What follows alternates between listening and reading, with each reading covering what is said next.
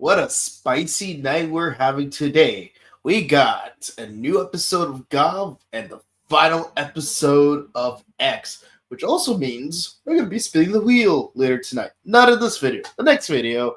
But I hope y'all are excited for that because it is time to discuss Kamen Rider Gavv, episode 23, Broken Sweets.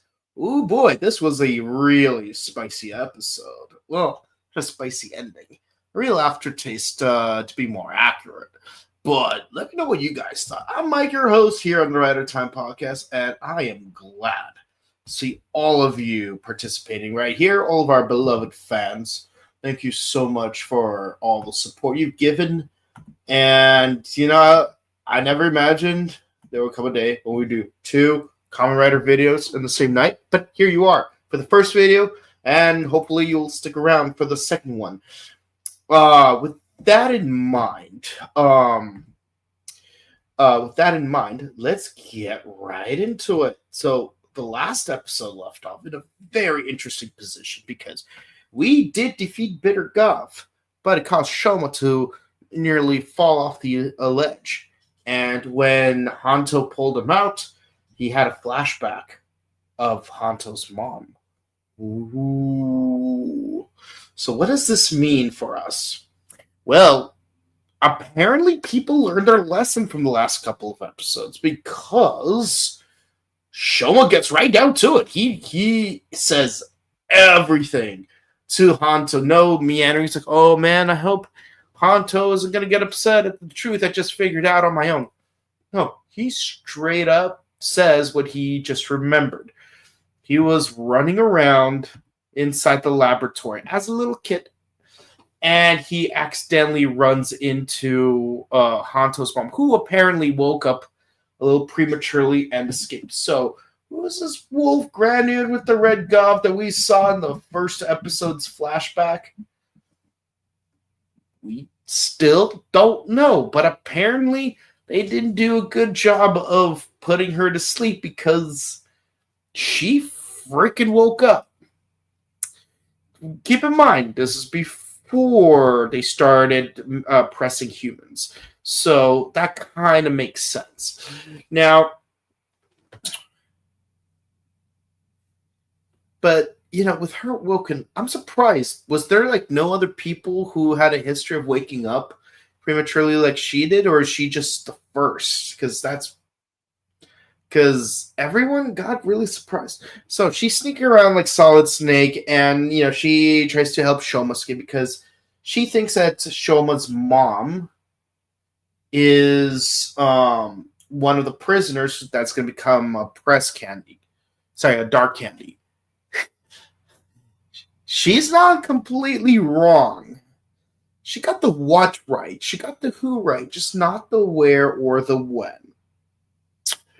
All right, getting right into it. So instead of trying to escape with Shoma like she intended, she tries to double back to find Shoma's mom. And of course, you see a bunch of people in the lying down unconscious. And it's like, is that your mom? Is that your mom? Is that your mom? Is that your mom?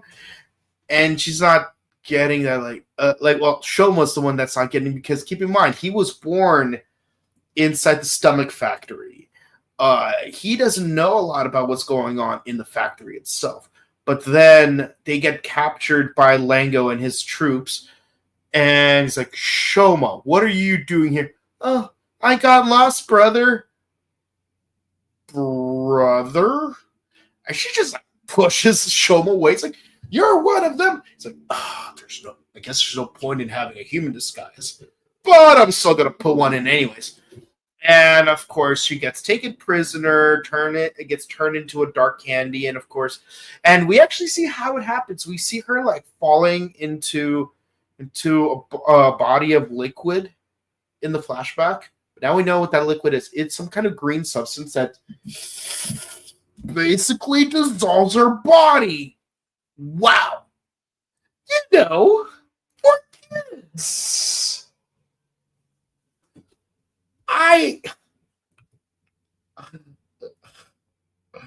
I'm just dumbfounded by Wow.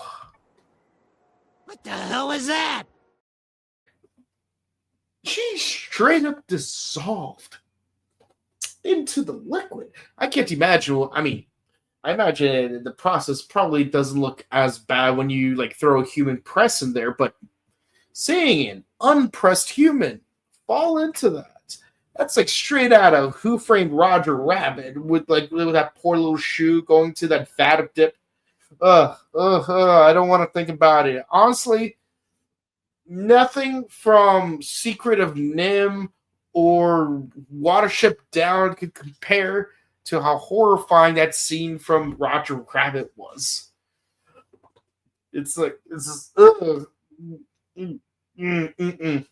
not for me. But but that's basically Shoma explaining his whole flashback. And of course, when he was sent back to his room, literally, Shoma pressed his own mom to explain to him what actually happened. And of course, Shoma didn't know until after his mom explained it to him. And then, of course, when he got older, then he and his mom tried to escape. But with that, well, no, they didn't try to escape. They were just dragged away because Shoma's dad died. And Hanto took it surprisingly well. Surprisingly well.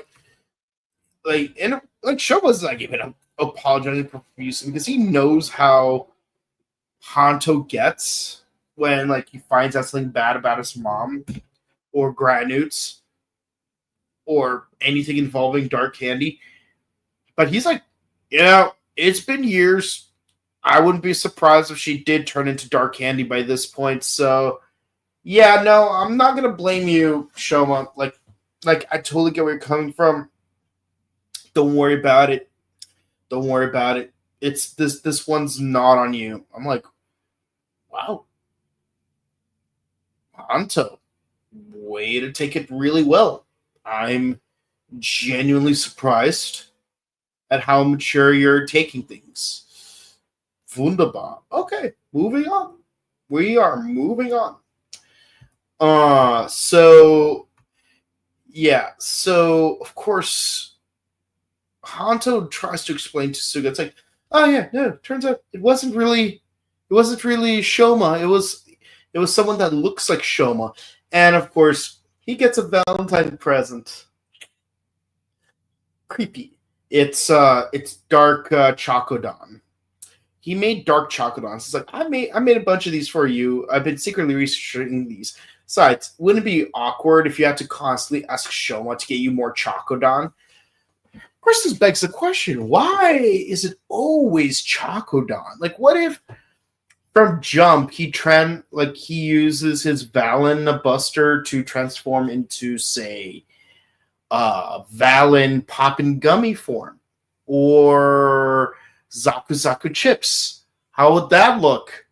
We don't know. He always only uses white Chocodon, or he only uses or occasionally he uses either the donut one or Bushel de Noël. So anywho, so Sachika finally learns the truth. She meets the Gochizo. She takes it really well. She's like, oh, that's so cute. And of course Shoma admits it. Yeah, this is my second mouth. Whenever I eat food, the Gochizos pop out of my mouth. And then when I put them back into my mouth, turns me into a rider. Of course, Sachika gets very upset at the Stomach family for being jerks to him. I'm like, Sachika, you beautiful waifu, where are you in real life? Because you are you have this amazing maternal instinct that makes you perfect as the third cast member of this show. But I just love that personality and the way she responds to other people's trauma. It's like she actually tries to be empathetic and understanding. Like when she says smile, smile, I actually buy it. Yeah, Sachika is the GOAT. I rarely see a female lead I can appreciate this much for this long. I mean, May was pretty close because but she was irritating for the first couple of episodes, I'm not gonna lie. But once everyone turned on Toma, May started proving herself to be more and more of a goat to the point that, like, again, May got robbed. She should have become a Spada. But then Sakura was the best character, but she was like benched off to the side and forced to like loop through the same character arc. Then Neon, actually Neon's pretty good, but she kind of lost her way when she became the disaster. And like I don't hate and then she just quit altogether because of the revelation that she was actually a Desire clone. Um I think it's like Neon as a character is great, but there were certain moments where I had to question aspects about like where they were going with the writing. Um, um, but then let's see. Then there's Renee. I don't care for Renee too much, to be honest. She is the better of the three riders on Gotchard, but Renge is a much more compelling character, and she was benched even worse than Sakura. So Sachika is a nice change of pace. Also, Sachika is actually acting like an adult, unlike Neon. Like, I mean, don't get me wrong, Neon has a great personality and a great character arc, but she's clearly still very sophomoric in her relationship with the world around her. But Sachika, she's like completely in control. She's got her own place. She has a job. She's mentally matured, which is great. You know. So, anyways, yeah. So I love that. Trauma dumping is all over and done with. Sachika tries to give Shoma a bunch of snacks because she now understands his physiology a lot better. But he's struggling to produce gochizas because he's having a mental block. One thing you might have noticed throughout the series is Shoma's ability to produce gochizos are actually tied to his emotions. Even when he made caking, it was heavily tied to his attachment to Sachika. Now, meanwhile, but yeah, so Hanto's having a Korean barbecue with one of his friends, and I'm like, yeah, I like Korean barbecue. I'm down for this. But then after Hanto leaves, the friend gets a little confronted for information by the chef. I wonder why. The chef is very suspect. Yeah. So we figure out that the best thing we can do right now is go to Uncle Dente's cave. Meanwhile, Sachika tries to help out alleviate some of the J. Jonah Jameson energy by saying, hey, I have a friend who looks identical to this ruffian that attacked that stand the other day. And I'm pretty sure there's other people who also look very similar. And please back off because those people are innocent. Please, my friend is really distressed because he's worried that he's going to get jumped. Sachika is so adorable. Like, honestly, I feel like I would just like spend the entire episode just gushing over like what a great character Sachika is. But naturally, Shoma's joined by Rakia to meet Uncle Dente, and of course, it is briefly revealed that Uncle Dente created dark candy. So that triggers Rakia because, Comer died because of dark candy. He's like, you bastard! You killed my brother! No, Uncle Dente's a good guy. Trust me. And of course, Shoma passes out. And if there's one thing Dente and Rakia have in common is they're concerned about Shoma's well-being. I'm glad Shoma has friends that love him, even if one of them is a granite who doesn't still completely understand being nice to people of other species. But, he's getting there. Rakia is getting there. So Dente spills the tea. So originally, when the Stomach Foundation was, when the Stomach Incorporated was founded, it was just Dente and his older brother, Shoma's grandpa. And he looks even older than Shoma's dad. Like, he looks like, even though they're all granite faced, and it's like he's got like this mustache appearance. It's like he doesn't actually have a mustache. I know that Shoma's dad definitely has a beard, but it's like but the way Shoma's grandpa is designed, it's like if he was played by an actor, by a human actor, he would look like Carrie-Elle would, like with the mustache. It's like, well, I'll tell you what. We are going to make our own candy factory, and we will. Oh yeah, and the reason I'm thinking about Carrie-Elle Wood is because I'm thinking you might have something like Tim Curry's voice. Yes, I'm gonna make my own candy factory that all the granites will be attracted to. And I'm going to make oodles of profits.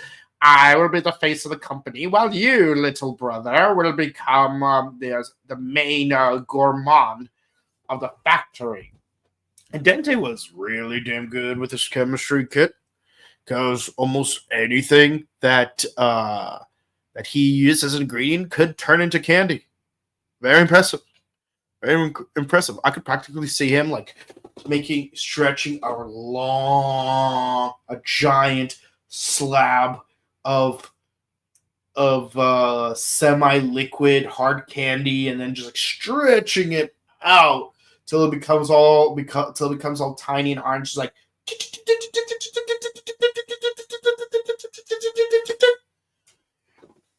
But then, incidentally, Grandpa finds a mysterious new ingredient from another dimension. One that is so tasty, it's, shall we say, addicting. To the point that he wants to change its chemical composition to make it even more addicting, so that everyone would constantly crave it.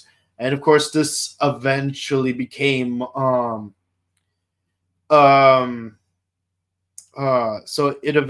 eventually became what we now know as dark candy. See, Dente blindly trusted his older brother, and that's why he followed through on it. But what he didn't realize is that there was a nefarious intent to it that would be used in the black market to control other people. And that's part of the reason why Dente freaking quit. He still did R&D stuff. And of course, he did perform surgery on Shoma in order to help Shoma get better. But he completely lost his passion for making granite cuisine.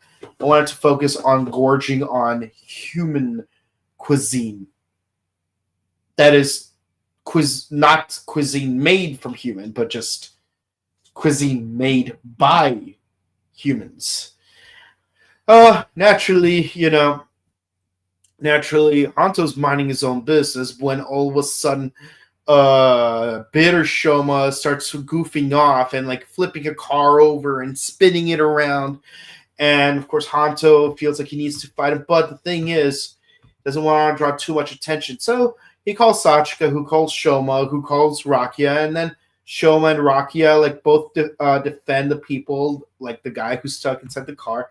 And yes, we see both Shoma and bitter Shoma. So hopefully a bunch of those witnesses realize that, yeah, there's two of these guys, so you can't assume that the rainbow colored one is the bad one. It's the one with the black polo, which further cements my distaste for polos. Let's be honest. It's like, wait, we killed you. What's going on? Oh yeah, no, you must have killed another me. I'm a different me. There's a bunch of me. Well, wait, you're a clone. So who made you? Oh, my master's pretty cool. But I don't remember who made me. Although, if you catch me, you might find out. Yeah. Yeah, where's Clement when you need him? I think he would do a great job doing an impression of Bitter Shoma number 2. So yeah, they transform, and we have Gavv and Vlam going up against Bitter Gavv, and he's like pressing a bunch of different Gochizos into a sword, which basically turns the sword into like this really long whip of hair, and well, in the words of Will Smith, whip my hair back and forth, whip my hair back and forth, whip my hair back and forth. I don't know how the song goes. I heard Jimmy Fallon do a cover of it, and so I have no idea how the original sounds. Like, I don't listen to Willow Smith. I'd rather listen to The Smiths. But yeah, no, like, Vlam rebukes Shoma for protecting a group of civilians. It's like he goes like full Edward Cullen, where like it stops a car from crashing into these two women. It's like, what are you doing? Why are you protecting these people? We have to fight a Bitter Gavv, but I'm supposed to protect humanity. And then we get a new Gochizo with bitter candy, which becomes a Volcron spicy. So we have a spicy RV. That's the gimmick. That's the theme. It's spicy. All right. So let's talk about spices a little bit. So the main form of spice spice as a whole. It requires pulverizing fruit into a dry powder. That's the gist of it, really. The fruit is typically would either be citron or capsicum in nature, such as serrano, jalapeno, habanero, pasilla, sriracha. Because remember, capsicum is a fruit. The way you make spice is you have to dehydrate it, either by sun drying it for 3 days or by using an actual dehydrator. Then you have to put in a blender, and pulverize it into a fine powder. Once the powder remains dry, it can be used as a seasoning, like on meats or even on fruit, which is kind of odd for me. Now, the real spice of the fruit actually comes mostly from the actual seeds of the fruits, not necessarily the fruit itself, though it is integral to be used as a seasoning. In fact, cacio pepe, black pepper, is actually nothing but the seeds of a peppercorn plant, and basically you grind the individual kernels into a fine powder, which you use to not make people sneeze, but to make food taste better.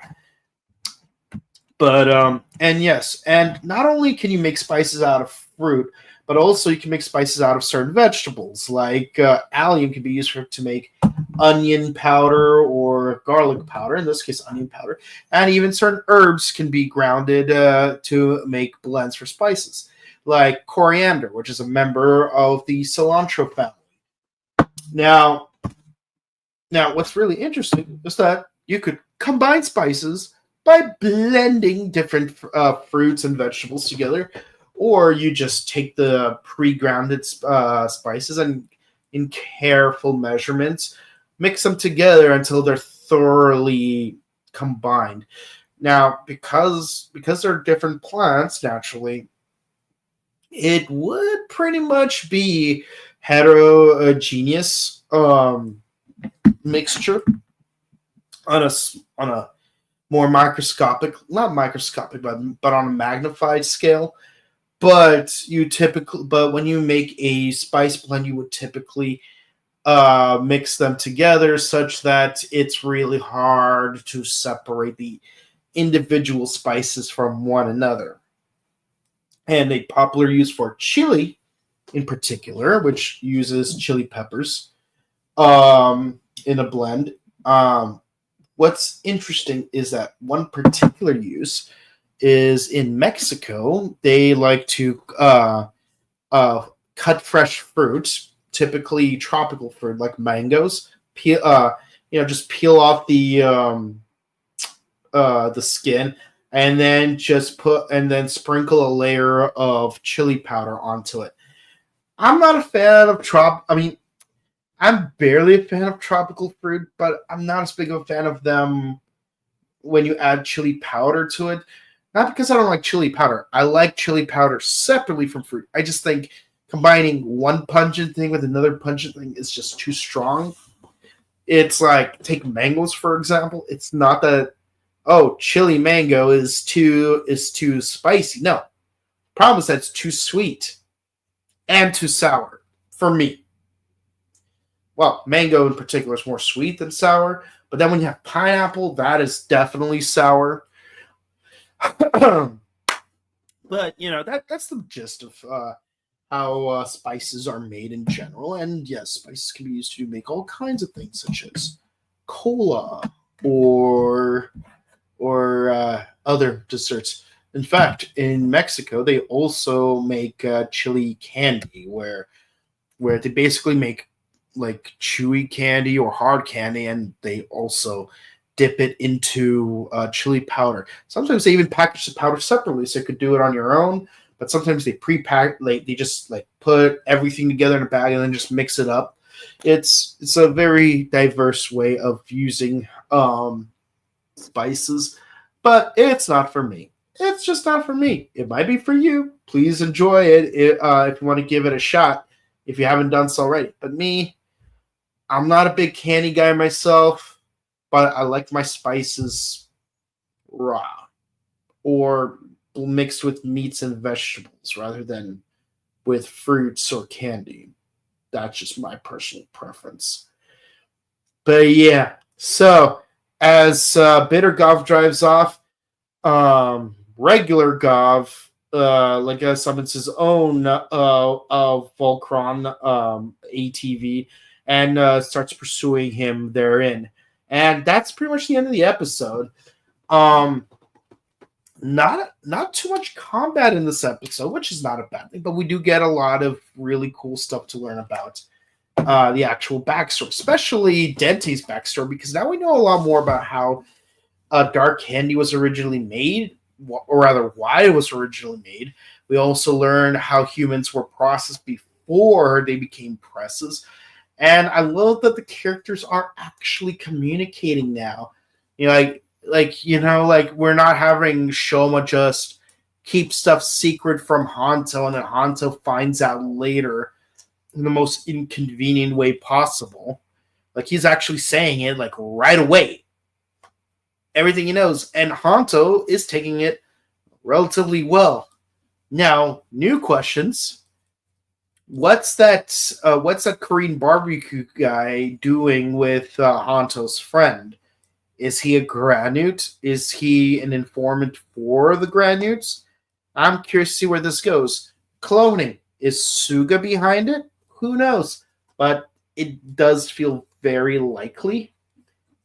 But we won't know for sure. And with those dark chocolates, let's see what this new form that Valen's going to use is going to look like.